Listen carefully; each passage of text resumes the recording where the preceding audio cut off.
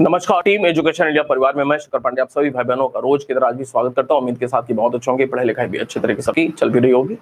क्यों भाई, सब ठीक ठाक है? अमर जी, संदीप, शिखा, प्रीति, अब्दुल जी, उम्मीद करता हूं सब ठीक ठाक होगा।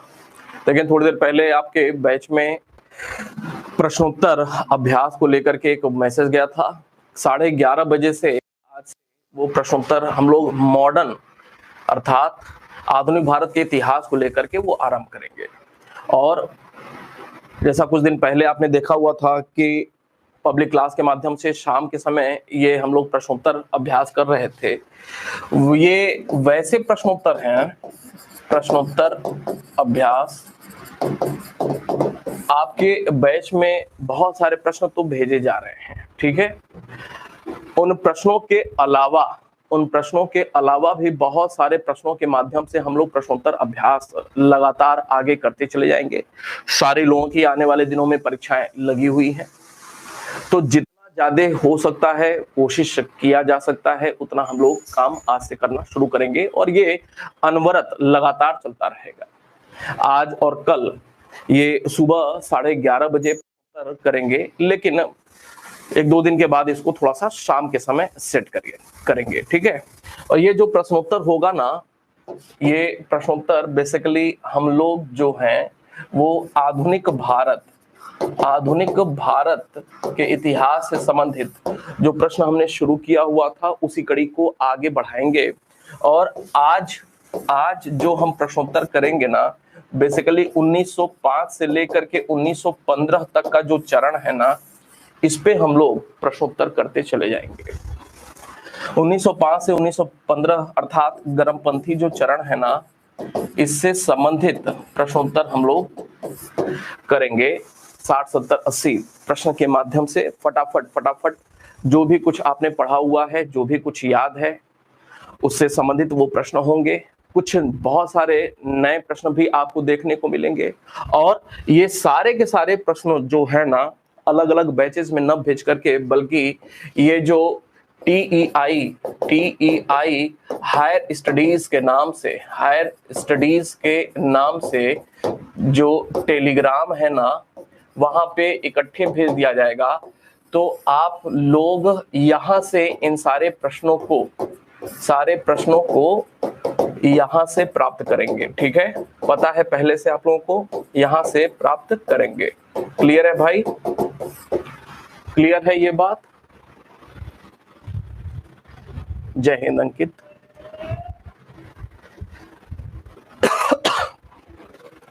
आज से हम लोग प्रश्नोत्तर शुरू कर रहे हैं। आधुनिक भारत के इतिहास के अंतर्गत जहां पीछे छूटा हुआ था वहां से आगे बढ़ेंगे। आज 1905 से 1915 वाले चरण 2-2, 3-3 पेज आप रिवीजन करते रहेंगे और रोज ऐसे ही हम लोग आगे बढ़ते चले जाएंगे। 1905 से 1915 वाला जो गर्मपंथी फेज है ना, उस पे हम लोग प्रश्नोत्तर करेंगे। और प्रश्नों को अलग अलग बैचेस में, चूंकि वर्कलोड बहुत ज्यादा है सारे लोगों पे, ठीक है, टाइपिस्ट हो चाहे अन्य लोग हो, वर्कलोड बहुत ज्यादा है, तो अलग अलग बैचेस न भेज करके एक जगह ये TEI हायर स्टडीज जो टेलीग्राम है ना, यहाँ पे ये सारे प्रश्न पहुंच जाएंगे और आप सारे लोग यहाँ से इन प्रश्नों को अपने पास रख लीजिएगा, ठीक है। जल्दी बताएं, क्लियर है?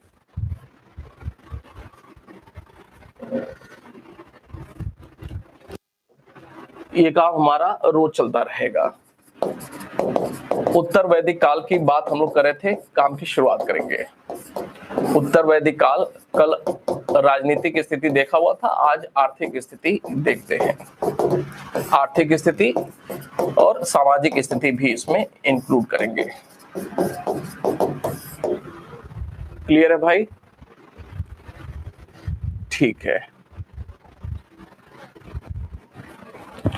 देखें, आर्थिक स्थिति की बात कर रहे हैं, बिल्कुल ध्यान से समझिएगा, बहुत ही महत्वपूर्ण सारी बातें देखने को मिलती है। कई बार लोग फोन के माध्यम से या व्हाट्सएप के माध्यम से ये पूछते हैं कि क्या हम लोग को NCERT भी पढ़नी है। तो मैं हमेशा से कहता हूं NCERT नहीं पढ़नी है। NCERT मेरे साथ नहीं पढ़नी है, क्योंकि NCERT की सारी बातें मेरे नोट्स में रहती हैं। NCERT की सारी बातें मेरे नोट्स में रहती हैं और न सिर्फ एनसीईआरटी, इसके साथ साथ मोटी किताब के सारे तथ्य मेरे नोट्स में रहते हैं, जहां जब जैसी आवश्यकता होती है। ठीक है, तो आपको एनसीईआरटी अलग से एक्चुअली कुछ भी पढ़ने की जरूरत नहीं है अलग से। मेरे साथ इतिहास विषय में आपको कुछ भी अलग से पढ़ने की जरूरत नहीं है। सिर्फ आप क्लास देखेंगे, क्लास के साथ साथ नोट्स जो आप तैयार करते हैं, आपके बैच में जो नोट्स भेजता हूं उस पे, प्लस जो प्रश्न भेजते हैं ना, इस पे फोकस करेंगे। आपकी परीक्षा में कुछ भी प्रश्न पूछा जाएगा ना, वो सब कुछ मिलेगा यहाँ से। ठीक है, तो अलग से कुछ भी कभी भी करने की जरूरत नहीं है। ये विश्वास की बात है, विश्वास रखिएगा, ऐसे ही कोई बात नहीं कहता हूं, बिल्कुल डंके की चोट पे यह बात है। आप कोई भी मॉडल पेपर पहले का या लास्ट ईयर परीक्षाओं में जो प्रश्न पूछे, कुछ भी उठा कर दे, सब कुछ अपने नोट्स में विद्यमान रहता है। ठीक है, तो अलग से कुछ भी करने की जरूरत नहीं है। इतिहास विषय में आर्थिक स्थिति की बात देखते हैं और ध्यान से समझने का प्रयास करिएगा। इस काल में, उत्तर वैदिक काल में, आपको यह स्पष्ट है कि मुख्य पेशा क्या हो गया था। तो मुख्य पेशा जो था वो कृषि हो गया था। क्यों भाई? मुख्य पेशा कृषि हो गया था। कृषि होने का मतलब क्या था कि इनका जीवन कैसा हो गया था? स्थायी जीवन हो गया था। इस कारण से मुख्य पेशा की कृषि हो गया। जब मुख्य पेशा कृषि हो गया तो कृषि से संबंधित बहुत सारी प्रक्रियाएं होती हैं। कृषि से संबंधित बहुत सारी प्रक्रियाएं होती हैं। तो वो समस्त प्रक्रियाएं जो हैं, समस्त प्रक्रियाएं एवं अनुष्ठान, समस्त प्रक्रियाएं, या अच्छी फसल हो उसके संदर्भ में कुछ पूजा प्रार्थना भी अगर किया जा रहा है, हवन आदि अगर किया जा रहा है अच्छी फसल होने के लिए, तो कृषि के संदर्भ में समस्त प्रक्रियाओं या अनुष्ठानों की जानकारी कहां से मिलती है? कि जानकारी इस काल में शतपथ ब्राह्मण से मिलती है। कहां से? शतपथ ब्राह्मण में यह पूरी जानकारी मिलती है। याद करना है यह एक तथ्य। फिर से रिपीट करते हैं कि उत्तर वैदिक काल की आर्थिक स्थिति की बात हो रही है। इस काल में मुख्य पेशा हो गया कृषि। कृषि मुख्य पेशा इस वजह से हो जा रहा है क्योंकि लोगों का जीवन अब स्थायी हो गया। अब कबीलाई स्थिति नहीं रह गई थी, बल्कि अब स्थायी जीवन लोग जीना शुरू कर लिए थे। इस काल में जब मुख्य पेशा कृषि हो गया तो कृषि से संबंधित कुछ महत्वपूर्ण तथ्य अब निकल करके आएंगे। जैसे पहली बात कि ये जो कृषि संबंधी समस्त प्रक्रियाएं थी, कृषि कार्य करते हैं तो पहले मिट्टी के संदर्भ में काम होता है, मिट्टी को फर्टाइल बनाया जाता है। ठीक है, जुताई वगैरह होती है, फिर उसके बाद बीज बोना होता है, फिर समय समय पे पानी खाद डालना होता है, फिर उसके बाद जब समय आता है तो कटाई होती है। ठीक है, फिर मिट्टी की निराई गुड़ाई आदि जो भी होती है, फिर फसलों की कटाई होती है, फिर धान और भूसा अलग अलग करना वगैरह वगैरह जो भी प्रक्रियाएं होती हैं, तो वो समस्त प्रक्रियाएं प्लस अच्छी कृषि हो संदर्भ में कुछ अनुष्ठान आदि किए जाते थे, पूजा हवन आदि जो किया जाता। इन समस्त प्रक्रियाओं और अनुष्ठानों की जानकारी कहां से मिलती है? शतपथ ब्राह्मण से मिलती है। याद करेंगे, महत्वपूर्ण तथ्य है, महत्वपूर्ण तथ्य है। याद करेंगे कि कृषि के संदर्भ में समस्त प्रक्रियाओं या अनुष्ठानों की जानकारी शतपथ ब्राह्मण से मिलती है। आगे बात करेंगे। अब जब कृषि सबसे महत्वपूर्ण यहाँ पे व्यवसाय हुआ है, पेशा हुआ है, तो कृषि कार्य कैसे होता होगा? तो कृषि कार्य में हल का होना बहुत जरूरी है। हल चलेगा तो बैल का होना भी बहुत जरूरी है। क्यों भाई? इस काल में हल के संदर्भ में कुछ बातें देखने को मिलती है, महत्वपूर्ण बातें। जैसे इस काल में, उत्तर वैदिक काल में जब जीवन स्थायी हो गया, मुख्य पेशा कृषि हो गया, तो बड़े बड़े हलों का प्रयोग किया जाता था। बड़े बड़े हलों का प्रयोग किया जाता था, बड़े बड़े हल का। ये हल किसके होते थे? ये हल जो होते थे बेसिकली लोहे के होते थे। ये हल लोहे के होते थे। अब एक प्रश्न बनता है कि ये जो लोहे के हल होते थे उनके लिए, हलों के लिए किस एक शब्द का प्रयोग किया गया है? तो लोहे के लिए प्रवरिवम इस शब्द का प्रयोग हुआ है, और इसके साथ साथ पवरवम इस प्रकार के शब्दों का प्रयोग हुआ है। ठीक है, हलों के लिए प्रवरिवम और प्रवरवम प्रकार के। इसी से जुड़ता हुआ एक और शब्द कह सकते हैं पवरिवंत। ये जो शब्द है ना, ये सारे शब्द हलों के लिए प्रयोग किया गया है। उत्तर वैदिक काल में मुख्य पेशा कृषि, कृषि कार्य में हलों का बड़े पैमाने पर प्रयोग होता था, बड़े बड़े हलों का प्रयोग होता था।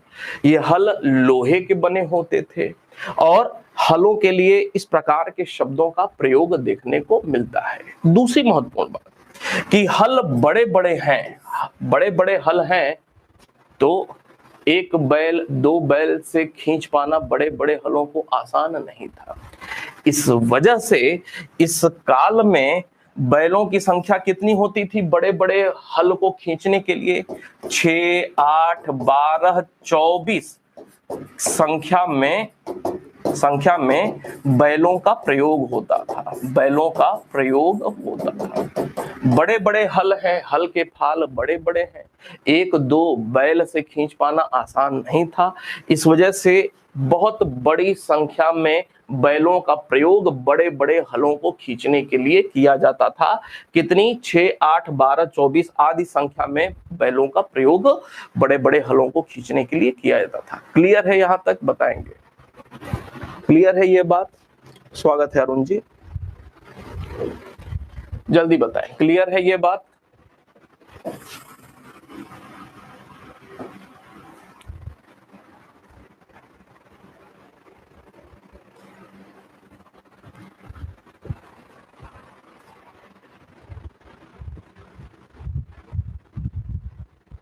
नहीं, कोई जरूरत नहीं है अरुण जी, कोई जरूरत नहीं है। सारी चीजें वो तो बड़े स्तर पे हैं, सारी चीजें वहां पे।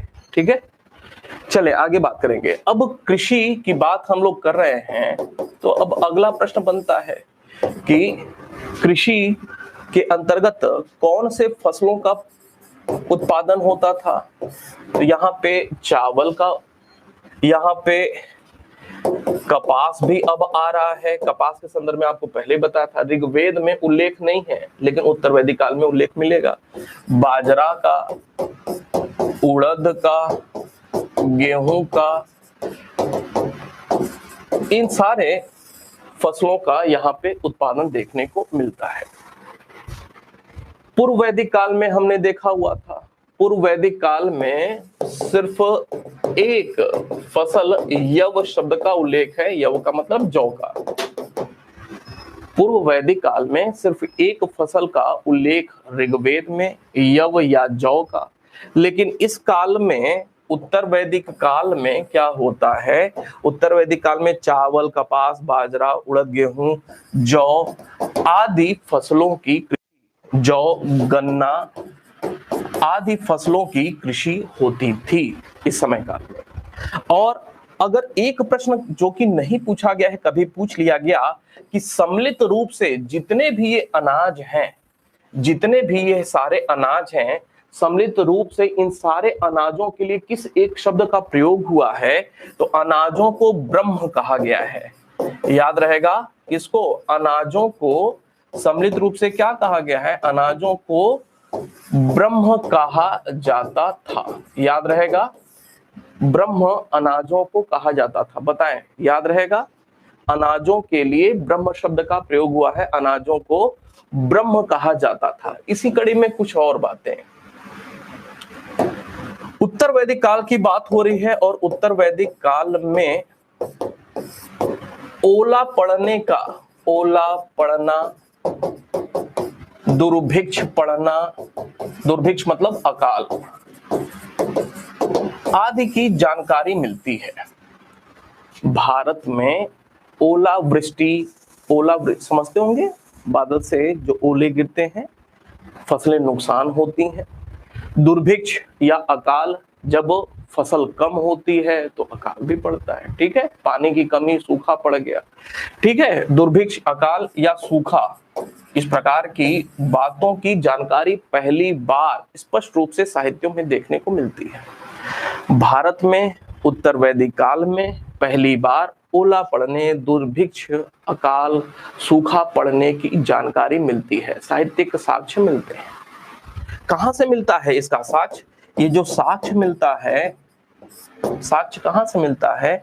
छांदोग्य उपनिषद से मिलता है। याद करेंगे, छांदोग्य उपनिषद में इस बात का वर्णन है कि उत्तर वैदिक काल में ओला, दुर्भिक्ष, अकाल या सूखा पड़ता था। याद रहेगा छांदोग्य उपनिषद? बताएं, छांदोग्य उपनिषद से ओला पड़ने, दुर्भिक्ष, अब ये सारे तथ्य हैं, आपको याद करना पड़ेगा। ठीक है, इसके साथ साथ एक और महत्वपूर्ण बात है, अथर्ववेद। अथर्ववेद से एक जानकारी मिलती है। अथर्ववेद में पहली बार एक कृषि वैज्ञानिक के नाम की जानकारी मिलती है। कृषि वैज्ञानिक, पहली बार भारत में अथर्ववेद में किसी कृषि वैज्ञानिक की जानकारी मिलती है। वो क्या नाम था? तो कृषि वैज्ञानिक का नाम है पृथुवन्य। पृथुवन्य, ये कौन थे? उत्तर वैदिक काल के एक कृषि वैज्ञानिक थे, जिनकी जानकारी कहां से प्राप्त होती है? अथर्ववेद से जानकारी प्राप्त होती है। याद रहेगा भाई? जल्दी बताएं, याद है? आगे बढ़ें। कृषि वैज्ञानिक की जानकारी मिलती है कहां से? अथर्ववेद से मिलती है। आगे बढ़ें।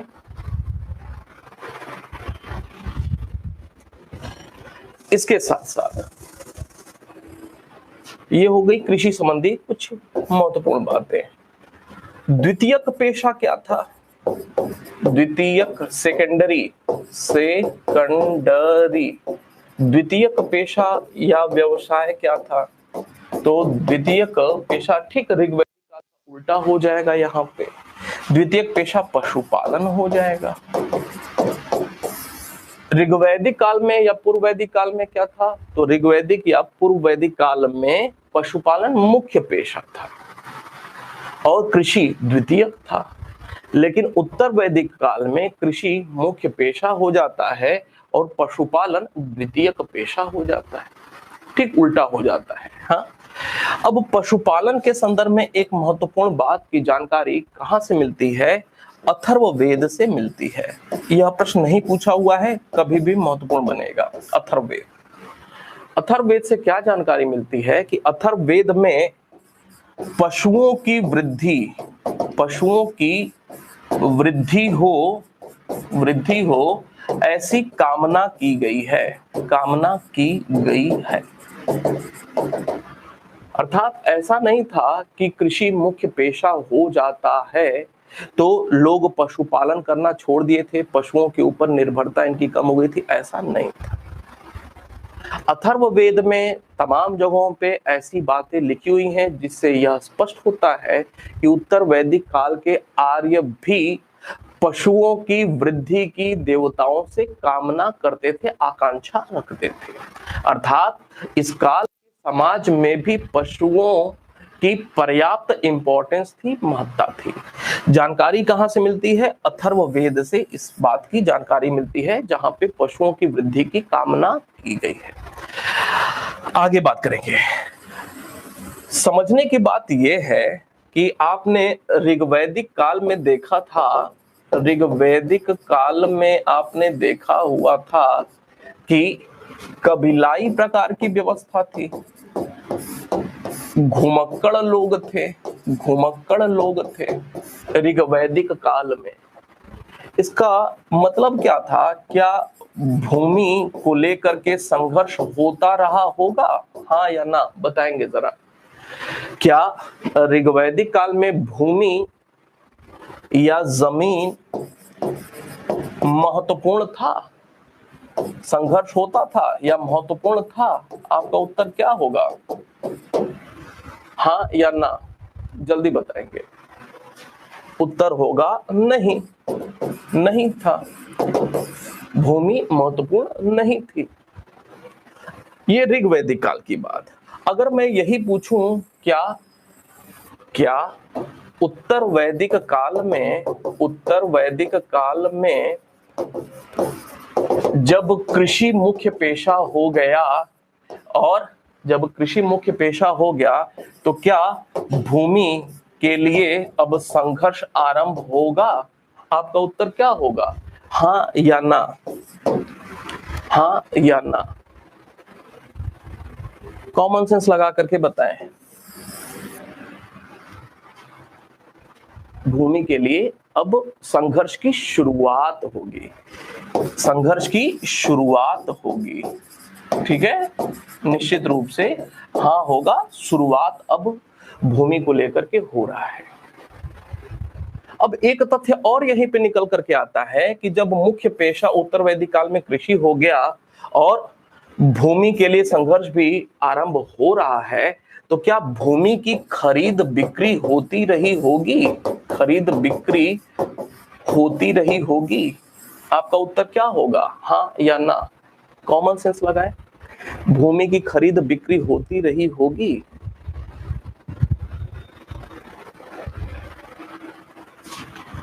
आप बताएं, फिर मैं बताता हूं। क्या भूमि की खरीद बिक्री होती रही होगी? इसका उत्तर है, अब समझिएगा, यहां प्रश्न छुपा हुआ है और सारी परीक्षाओं में प्रश्न पूछा हुआ है। इसका उत्तर है प्रयास तो किया गया, प्रयास तो किया गया, बट सफलता नहीं मिली, सफलता नहीं मिली। इसका मतलब क्या है? उत्तर वैदिक काल में भूमि को खरीदने बेचने की कोशिश की गई, लेकिन ऐसी परिपाटी प्रचलन में स्थापित नहीं हो पाई। इसका साक्ष्य कहां से मिलता है? यही प्रश्न पूछा गया है, जब भी पूछा गया है। साक्ष्य कहां से मिलता है? इसका साक्ष्य मिलता है दो जगहों से, ऐतरेय ब्राह्मण से प्लस शतपथ ब्राह्मण से इसका साक्ष्य मिलता है। ऐतरेय ब्राह्मण और शतपथ ब्राह्मण से साक्ष्य मिलता है कि भूमि की खरीद बिक्री का प्रयास किया गया, लेकिन ऐसा संभव नहीं हो पाया। कहां से साक्ष्य? ऐतरेय ब्राह्मण, शतपथ ब्राह्मण से। क्या साक्ष्य मिल रहा है? इसमें यह बताया गया है कि भूमि को बेचने की कोशिश की गई, लेकिन भूमि ने बिकने से इनकार कर दिया, ऐसी बात लिखी हुई है। फिर से, ऐतरेय ब्राह्मण और शतपथ ब्राह्मण में ऐसा साक्ष्य मिला हुआ है, ऐसी बात लिखी हुई है कि किसी व्यक्ति ने भूमि को बेचने की कोशिश की, लेकिन भूमि बिकने से इनकार कर दी, ऐसी बात लिखी हुई है। भूमि बिकने से इनकार कर दी, लेकिन किसी व्यक्ति के द्वारा बेचने की कोशिश की गई, अर्थात भूमि के हस्तांतरण की बात की गई, हस्तांतरण की बात की गई, लेकिन भूमि हस्तांतरित नहीं हुई, ऐसी बात लिखी हुई है। और यह जो बात लिखी हुई है ऐतरेय ब्राह्मण में लिखी हुई है, और ऐतरेय ब्राह्मण के साथ साथ शतपथ ब्राह्मण में लिखी हुई है कि भूमि ने इनकार कर दिया बिकने से। और यह जो साक्ष्य ऐतरेय ब्राह्मण और शतपथ ब्राह्मण से मिल रहा है, किस व्यक्ति के संदर्भ में? एक नाम याद करेंगे, भवाना विश्वकर्मा का, भवाना विश्वकर्मा का। नहीं अभी नहीं, भवाना विश्वकर्मा का। भवाना विश्वकर्मा के संदर्भ में लिखा हुआ है ऐतरेय ब्राह्मण और शतपथ ब्राह्मण में कि भूमि को भवाना विश्वकर्मा ने बेचने का प्रयास किया था, लेकिन भूमि हस्तांतरित होने से इनकार कर दी। ये व्यक्ति भवाना विश्वकर्मा है, याद रखने की जरूरत है। याद रहेगा भाई, बहुत ही महत्वपूर्ण यह कॉन्सेप्ट है। आगे बढ़े।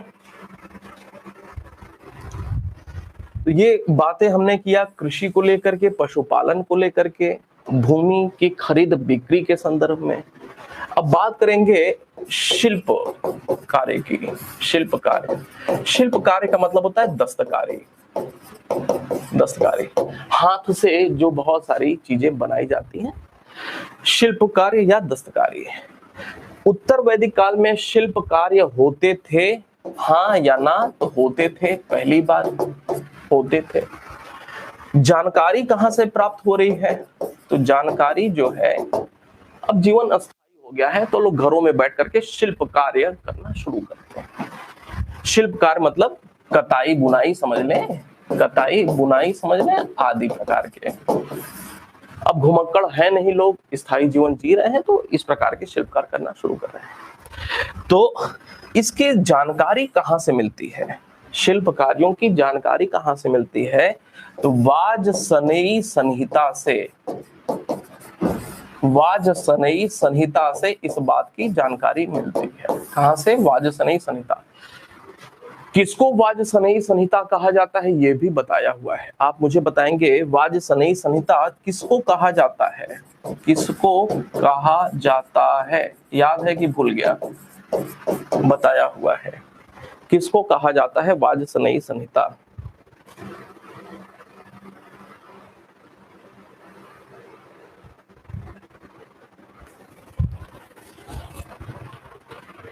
नहीं याद आ रहा है?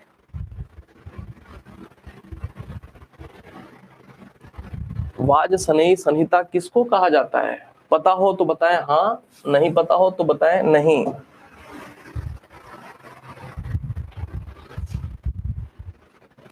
स्रोत वाला टॉपिक पढ़ा था ना मेरे साथ, प्राचीन भारतीय इतिहास के अध्ययन के स्रोत। क्यों भाई, स्रोत वाला टॉपिक तो पढ़ा हुआ था ना। अब इतनी जल्दी ऐसी सी बातें भूल जाएंगे कैसे होगा? स्रोत वाला टॉपिक खोलिए अपनी कॉपी में और उसमें देखिए कि शतपथ ब्राह्मण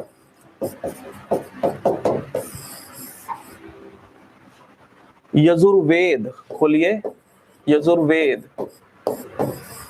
के दो भाग हैं, कृष्ण यजुर्वेद और शुक्ल यजुर्वेद।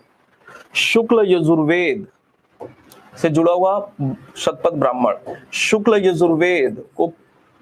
यजुर्वेद को क्या कहा जाता है? शुक्ल यजुर्वेद लिखा है कि नहीं लिखा है? को वाजसनेयी संहिता कहा जाता है, लिखा है कि नहीं लिखा है? बताएं हाँ।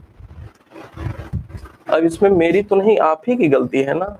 चीजें जब ऐसे याद नहीं रहेंगी तो कैसे होगा? ये तो गलत बात है। हम लोग सब कुछ अच्छे से पढ़ें और उसके बाद भी ऐसे भूल जाएगा तो फिर अच्छी बात तो नहीं है ना। वाजसनेयी संहिता से जानकारी मिलती है किस चीज की? कि इस काल में शिल्प कार्य आदि होते थे। ठीक है, आगे बढ़ते हैं। फिर से कह रहा हूं कि नौकरी लेना बहुत ही आसान होता है। आज एक छोटी सी गलती आपकी पकड़ी गई। नौकरी लेना बड़ा ही आसान होता है, लेकिन थोड़ी सी तपस्या करनी पड़ती है उसके लिए। नौकरी प्राप्त करने के लिए थोड़ी सी तपस्या करनी पड़ती है। अपना जो मन है ना, वो कंसंट्रेट करना पड़ता है। क्योंकि आप लोग अभी कम उम्र के हैं, आप लोग अभी उम्र में कम हैं, छोटे हैं, शायद उस चीज की अभी गंभीरता को नहीं समझ पा रहे हैं। लेकिन 2-4 साल के बाद ना, जब हाथ में अगर नौकरी नहीं रही तो घर में बड़ी परेशानियां होती हैं। आपके ऊपर सामाजिक दबाव बहुत ज्यादा बनता है। तो थोड़ा सा सचेत होइए। बाद में जो नुकसान है ना, उसको लेकर के मन में डर पहले ही बन जाए तो बहुत अच्छी बात है। आज नए नए छोटे छोटे बच्चे हैं, देखिए उनकी स्कूलिंग कितनी अच्छी हो रही है। नए नए छोटे छोटे बच्चे हैं जो उनकी स्कूलिंग अच्छी हो रही है और बचपन से ही कितने तेज तर्रार हैं। आप सोचिए कि जमाना कितना तेजी से आगे बढ़ रहा है, और अगर समय के साथ आप कदम ताल नहीं करेंगे ना, समय ऐसे निकल जाएगा। पढ़ने वाले स्टूडेंट की स्थिति कैसी होनी चाहिए? मैंने तो कई बार पहले भी कहा है ना कि सरस्वती या ज्ञान यहाँ पे कंठ में होना चाहिए, तब लगेगा कि आप पढ़ने वाले हैं। तैयारी का स्तर ऐसा होना चाहिए कि जो कुछ पढ़ लिया है ना, कुछ भी पूछा जाए आप बताने की स्थिति में रहें। गंभीर थोड़ा सा होइए, नहीं तो ये सारी मेहनत, समय, पैसा सब जाया हो रहा है ना, बेकार हो रहा है ना। मान लीजिए यही प्रश्न पूछा होता, उसमें यजुर्वेद उत्तर दिया होता ऑप्शन में, वासनी संहिता किसको कहते हैं यजुर्वेद भी दिया होता ऑप्शन में, शुक्ल यजुर्वेद भी दिया होता, शतपथ ब्राह्मण भी दिया होता, ऐतरेय ब्राह्मण भी, अब क्या कर लेते? गलती कर जाते ना, ऐसे न जाने कितनी चीजें गलत होंगी। समझ रहे मेरी बात? तो गलती है ना, जल्दी बताए भाई, ऐसा नहीं होना चाहिए।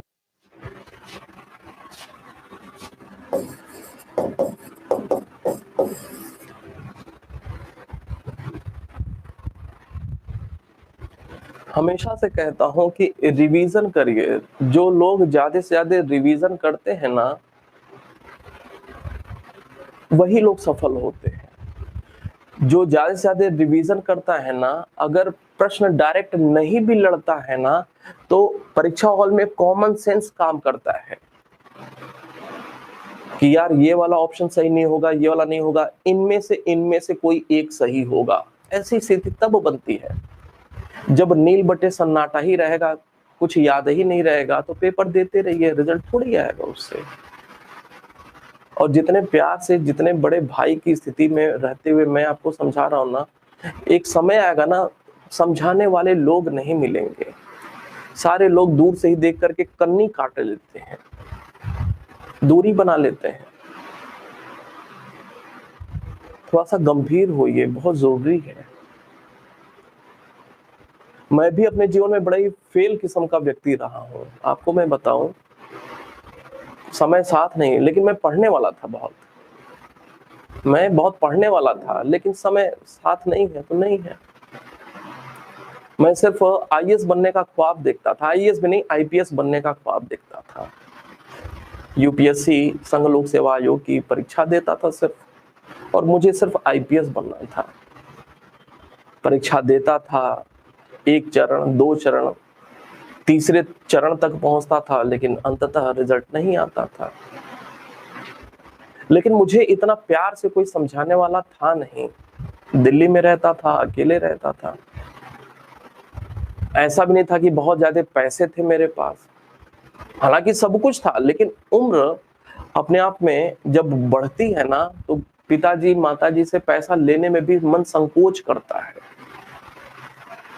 संकोच होता है पैसा लेने में कि यार 30 साल के हो गए और अभी पैसा ही लेंगे, तो चाह करके हिम्मत नहीं हो पाती थी। लेकिन ऐसा नहीं था काबिलियत नहीं थी, हमारे साथ के ही बहुत सारे लोग आज डीएम भी हैं, एसपी भी हैं, अलग अलग पदों पर हैं। बहुत सारे लोग फेल कर गए अंततः, कुछ लोग सफल हो पाए, लेकिन एक टीस बनी रहती हमेशा कि यार मेरे साथ के ही इतने सारे लोग, सालों तक हम लोग साथ में रहे, वो आज सिलेक्ट हो गए, हम नहीं हो पाए। मन में टीस रहती है। ऐसा नहीं था कि कुछ लोग जो सफल हो गए बहुत अच्छे थे पढ़ने में, ऐसा नहीं था। मुझे तो लगता है कि शायद सबसे अच्छा मैं ही था उस समय, लेकिन कहीं ना कहीं तो गलती हुई, कहीं ना कहीं तो गलती हुई। और उस समय लड़कपन में वो बातें समझ में नहीं आती हैं, कोई समझाए तो समझ में नहीं आती हैं, क्योंकि युवा जोश रहता है, हम जो कर रहे हैं वही सही है, ऐसी ही भावनाएं रहती हैं। लेकिन बाद में जाकर के पछतावा होता है, जब समय निकल जाता है ना, तब बाद में पछतावा होता है, और गलती की माफी भी नहीं मिलती है उस समय, क्योंकि समय निकल चुका होता है। ये सारी बातें इस वजह से कह रहे हैं ना, आपके पास अभी समय है, आप युवा हैं, और अच्छी बात यह है कि मेरे जैसे व्यक्ति का साथ मिला है, कम से कम आपको अच्छे से बता तो सकता है कि क्या करेंगे तो पास होंगे, क्या करेंगे तो फेल होंगे। कम से कम इस चीज का तो लाभ उठाया जा सकता है। पढ़ना तो आप ही को पड़ेगा ना, क्यों भाई? तो कोशिश करिए रिवीजन करने की, और एक बार पढ़ना है, एक बार पढ़ाई करना है, पेपर देना है, उससे हो गए तो आगे बढ़ गए। फिर कौन इतिहास है, कौन भूगोल है, क्या मतलब है उससे? कोई मतलब नहीं, भूल जाइए फिर। लेकिन जब तक नौकरी नहीं हो रही है तब तक तो तैयार करना ही पड़ेगा। सहमत है मेरी बात से? ऐसा नहीं होना चाहिए था। चले आगे बढ़ जाते हैं, थोड़ी सी और बात है, इसको कंप्लीट करते हैं। व्यापार वाणिज्य की बात कर रहे हैं। अगली बात देखें, व्यापार वाणिज्य की बात करते हैं। व्यापार और वाणिज्य होता क्या है? आप में से बहुत लोग ये भी नहीं समझ पाते हैं। व्यापार वाणिज्य होता क्या है? व्यापार को कहते हैं ट्रेड और वाणिज्य को कहते हैं कॉमर्स। यही होता है ना भाई। बहुत सारे लोग ये भी नहीं समझ पाते होंगे कि व्यापार और वाणिज्य है क्या। दोनों अलग अलग चीजें होती हैं। व्यापार बेसिकली वस्तुगत होता है, वस्तुगत होता है, ठीक है। और कॉमर्स जो होता है, वाणिज्य, मुद्रागत होता है। याद रहेगा, अंतर समझ में आ रहा है? वस्तु के साथ साथ जब मुद्रा भी जुड़ जाती है तो शब्द प्रयोग किया जाता है व्यापार वाणिज्य। व्यापार किसका होता है? वस्तुओं का होता है। और जब उसमें मुद्रा भी जुड़ जाता है तो टर्म यूज किया जाता है ट्रेड एंड कॉमर्स, व्यापार और वाणिज्य। याद रहेगा? चले व्यापार वाणिज्य की बात करते हैं। इस समय जो व्यापार कार्य होता था वो वस्तु विनिमय पद्धति पर आधारित था। वस्तु विनिमय पद्धति जैसे ऋग्वैदिक काल में था वैसे ही इस समय काल में भी व्यापार वस्तु विनिमय पद्धति पर आधारित था। वस्तु विनिमय पद्धति कहने का मतलब एक वस्तु दीजिए किसी को, बदले में दूसरी वस्तु ले लीजिए। वस्तु विनिमय पद्धति कब कब रहेगा? जब जब जब जब मुद्रा का प्रचलन नहीं होगा समाज में, तब तब यही पद्धति जारी रहेगी। जब जब मुद्रा का प्रचलन नहीं होगा तब तब वस्तु विनिमय पद्धति ही देखने को मिलती है। उत्तर वैदिक काल में वस्तु विनिमय पद्धति है, इसका मतलब कि मुद्रा का प्रचलन अभी नहीं है। मुद्रा का प्रचलन अभी नहीं है। मुद्रा का प्रचलन हो कब रहा है? तो मुद्रा का प्रचलन हो रहा है वो 6ठी सदी ईसा पूर्व में हो रहा है। 6ठी सदी ईसा पूर्व में हो रहा है, अर्थात पहली बार महाजनपद काल में मुद्रा का प्रचलन भारत में देखने को मिलता है। उसके पहले भारत में मुद्रा का प्रचलन नहीं। जब परसों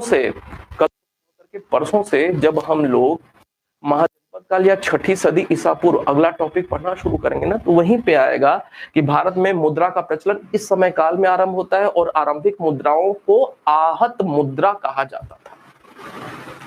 तो इस समय काल में, उत्तर वैदिक काल में मुद्रा का प्रचलन नहीं था, वस्तु विनिमय पद्धति का ही प्रचलन था।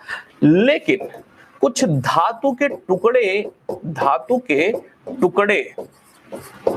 की जानकारी मिलती है कि यदा कदा, प्रचलन नहीं था, यदा कदा कुछ धातु के टुकड़े लेन देन में प्रयोग कर लेते थे।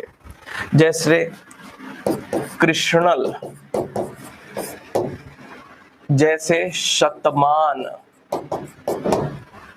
जैसे पाद, ये सारे शब्द प्रयोग किए गए हैं धातु के टुकड़े के लिए। गुंजा, रत्तिका आदि ये सारे शब्द जो प्रयोग किए गए हैं वो धातु के टुकड़े के लिए प्रयोग किए गए हैं। ठीक है, ये धातु के टुकड़े के लिए प्रयोग किए गए हैं। यह बेसिकली मुद्रा नहीं थी, मुद्रा यह नहीं था। ठीक है, यह मुद्रा नहीं था बल्कि धातु के टुकड़े थे। कृष्णल, पाद, शतमान, गुंजा, रत्तिका, यहीं पे निष्क भी देखा था हमने, निष्क, ये सारे धातु के अलग अलग धातु के टुकड़े थे। ठीक है, आगे बात करेंगे।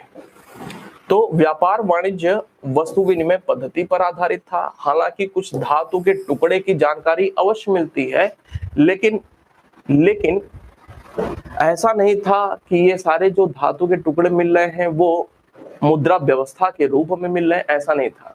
एक मुद्रा व्यवस्था की शुरुआत, अभी मुद्रा व्यवस्था नाम नहीं दिया सकता, लेकिन एक शुरुआत देखने को मिल रहा है। इस प्रकार के धातु के टुकड़े यदा कदा कभी कभी लेन देन में प्रयोग कर लिया जाता था। लास्ट बात, क्या उत्तर वैदिक काल में महाजनी प्रथा का प्रचलन था? महत्वपूर्ण है इस बार के लिए भी। महाजनी प्रथा या इसको कह लें सूदखोरी का प्रचलन था? तो उत्तर है हाँ, प्रचलन था।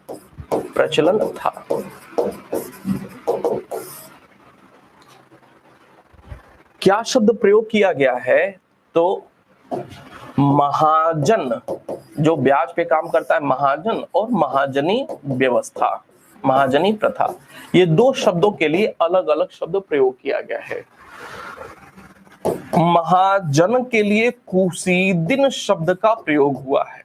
महाजन के लिए कुसीदिन शब्द का प्रयोग हुआ है, जबकि महाजनी प्रथा के लिए कुसीद शब्द का प्रयोग हुआ है। शब्द का प्रयोग हुआ है, याद रहेगा।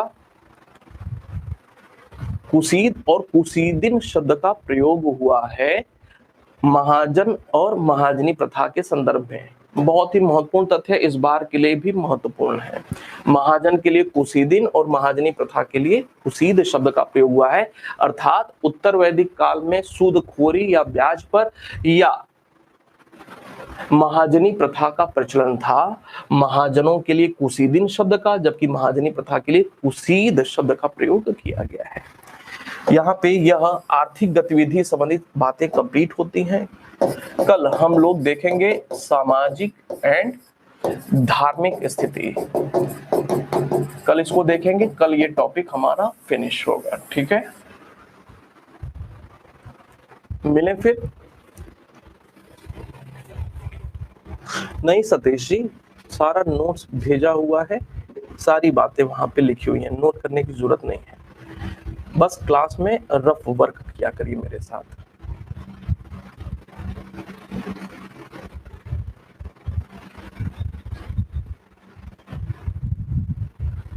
ठीक है, कोई और बात होगी फिर कमेंट सेक्शन में लिखिएगा। मिलते हैं फिर, धन्यवाद। अभी थोड़ी देर बाद ही प्रश्नोत्तर सेशन में मिलेंगे, ठीक है।